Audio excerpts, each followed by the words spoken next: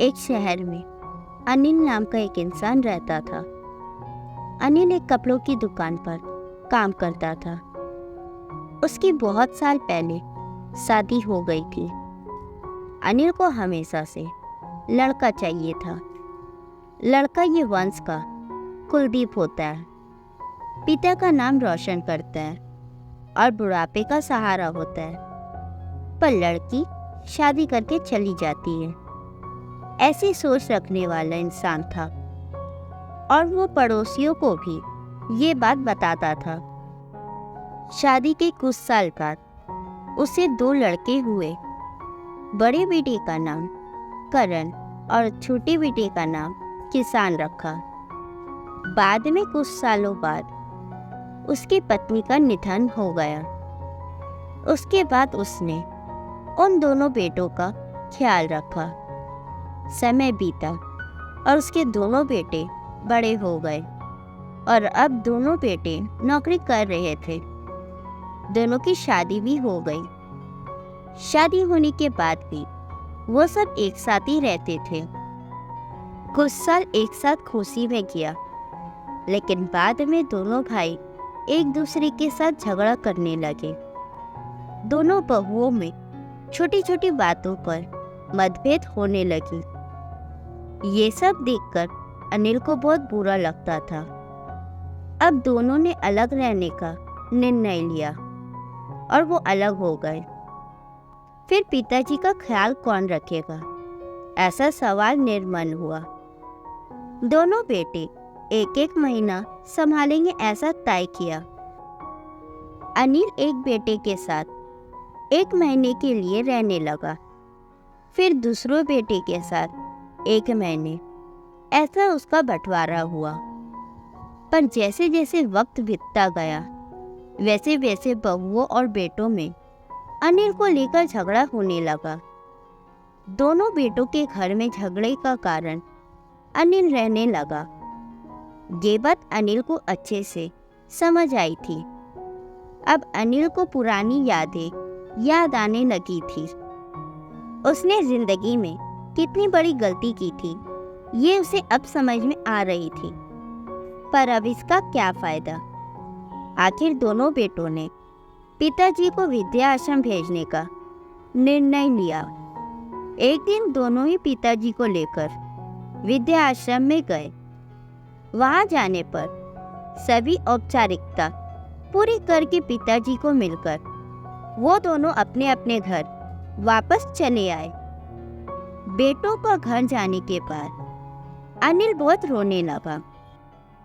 उसके बाद विद्या आश्रम में कई लोगों ने उसे समझाया, पर वो बहुत दुखी हो गया था।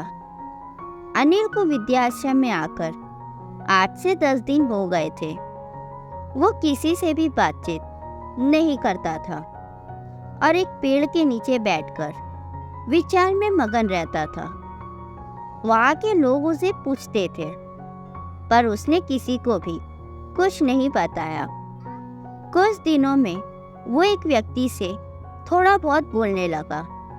बाद में दोनों की अच्छी दोस्ती हो गई। एक दिन वो दोनों बैठे थे, तब वो व्यक्ति अनिल को अपनी कहानी बताने लगा। वो बोला कि मुझे एक ही बेटा है। वो मेरे साथ छोटी छोटी बातों पर झगड़ा करता था। इस बात को मैं बहुत ऊब गया था।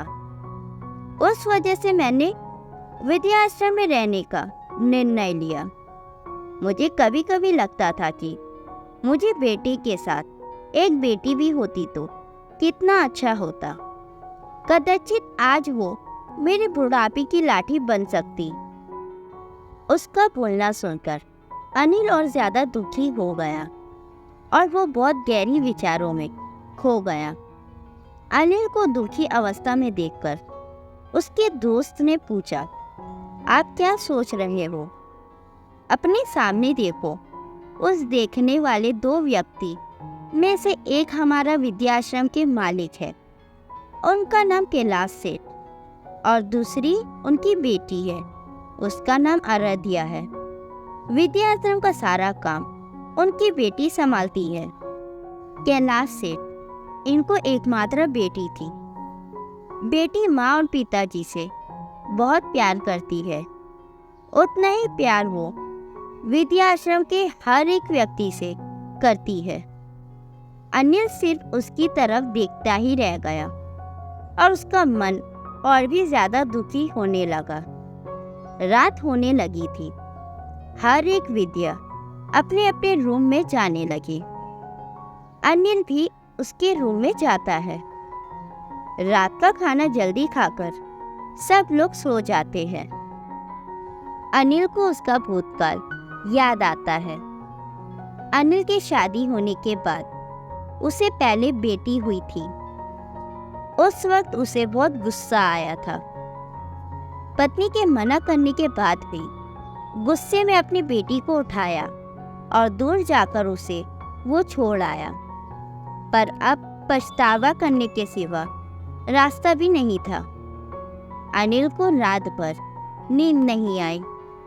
दूसरे दिन विद्या आश्रम में एक छोटा सा प्रोग्राम था। हर एक जन जल्दी उठता है और अपने अपने काम में लग जाते हैं। दोपहर को सब लोग हॉल में एकत्रित हुए। कैलाश सेठ और अरहदिया भी आई है वहां पर। प्रोग्राम चालू था। तब कैलाश सेठ का ध्यान 2-3 बार अनिल की तरफ गया। अनिल उनको बहुत उदास बैठा हुआ दिखा। उनको लगता है कि शायद उसकी तबीयत अच्छी नहीं होगी। प्रोग्राम खत्म होने के बाद वो अनिल से बात करने के लिए उनके पास जाते हैं। वो अनिल को दुखी होने का कारण पूछते हैं। तभी अनिल बहुत रोने लगता है और थोड़ी देर बाद वो अपनी पूरी कहानी उनको बताता है कि मुझे भी पहले बेटी हुई थी, पर मुझे बेटी नहीं चाहिए थी, इसलिए मैं गुस्से में आकर उसे छोड़कर आया। आज जब मैंने आपको आपकी बेटी के साथ देखा तो तभी मुझे समझ आया कि बेटी कितना प्यार करती है। मेरी बेटी भी मेरे साथ होती तो मुझे ये विद्या आश्रम में रहना नहीं पड़ता। मेरे दोनों बेटों ने मुझे दुख के सिवा कुछ भी नहीं दिया।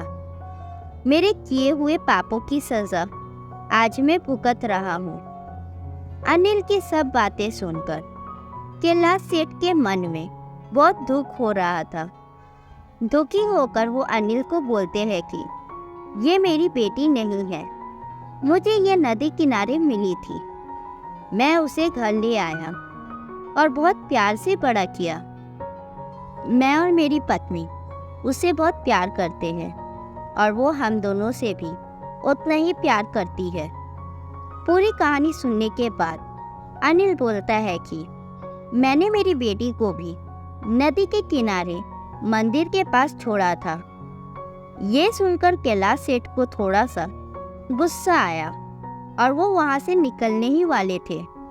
तभी उसी वक्त वो अनिल को पूछते हैं, आपकी बेटी का बर्थमार्क वगैरह आप बता सकते हो क्या? अनिल ने तुरंत जवाब दिया, हाँ बता सकता हूँ। उसके बाएं हाथ पर और पैर पर एक एक उंगली ज्यादा थी। ये जवाब सुनकर कैलाश सेठ को विश्वास होता है कि अरहदिया उसी की ही बेटी है। ये सब सुनकर कैलाश सेठ वहां से चला जाता है। वो चले जाने पर अरहदिया वहां पहुंचती है और वो अनिल को बोलती है कि मैंने आप दोनों की पूरी बातें सुन ली है। आपने मेरे बारे में जो भी कहा वो सुनकर मेरा मन बहुत दुखा है। एक पिता खुद की बेटी के बारे में ऐसा निर्णय ले सकता है, ये सुनकर मुझे बहुत बुरा लगा। आपने जो भी किया वो बहुत गलत था। आपने मुझे बेटी बोलने का अधिकार खो दिया है। मैं आपकी बेटी होकर भी आप मुझे रास्ते पर छोड़कर चले गए थे और मैं उनकी बेटी ना होते हुए भी उन्होंने मुझ पर जान निछावर कर दिया। इसलिए वही मेरे सच्चे पिता है। आप इस विद्या आश्रम में रह सकते हैं, पर आज आपने उनके सामने जो बोला है वो फिर कभी भी उनके सामने मत बोलिएगा, क्योंकि आज तक मैंने उनको इतना दुखी कभी भी नहीं देखा। इतना बोलकर आराध्या वहां से चली गई। अनिल सिर्फ आंखों में आंसू लेकर उसकी तरफ देखता रह गया और अपनी नसीब को दोष देता रहा। दूसरे दिन सुबह किसी को भी ना बताते हुए अनिल विद्या आश्रम छोड़कर चला गया।